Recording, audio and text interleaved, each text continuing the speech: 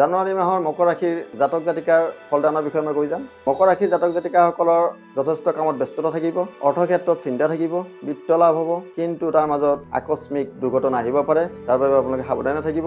প্ৰেমত যথেষ্ট শুভ ফল প্ৰদান হ'ব আৰু ব্যয় বাহুলতা বহুত আছে। ভ্ৰমণৰ যাত্ৰা হ'ব পাৰে। তো এই মাহটোত আপোনালোকৰ এটা মধ্যম ফল পাব। মাতৃ কষ্ট আহিব পাৰে, পিতৃৰোগ হ'ব পাৰে। শিক্ষকসকলৰ কাৰণে এই মাহটো যথেষ্ট শুভদায়ক। এই মাহত এটা পূৰ্ণিমা আৰু এটা অমাৱস্যা আছে। পূৰ্ণিমাৰ দিনাখন পূৰ্ণিমা নিশি পালন কৰিব। তেনে কৰিলে চন্দ্ৰৰ আপোনাৰ যি অশুভ দুখ আছে, দুখৰ পৰা খণ্ডন হ'ব। আৰু অমাৱস্যাৰ দিনাখন শ্ৰী শ্ৰী মা কালী মন্দিৰ দৰ্শন কৰিব। তেনে কৰিলে শনিৰ যি অশুভ দুখ, সেই দুখ খণ্ডন হ'ব। 22 জানুৱাৰী বৃহস্পতিবাৰ শ্ৰী শ্ৰী গণেশ চতুৰ্দশী ব্ৰত আছে।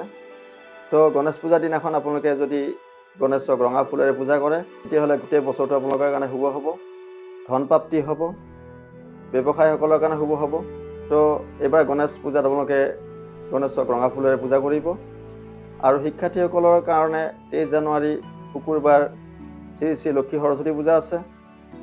যিসকল বিদ্যাৰ্থীয়ে সৰস্বতীক হালধীয়া ফুলেৰে পূজা কৰিব, তেওঁলোকৰ বিদ্যাত যথেষ্ট উন্নতি সাধন হ'ব।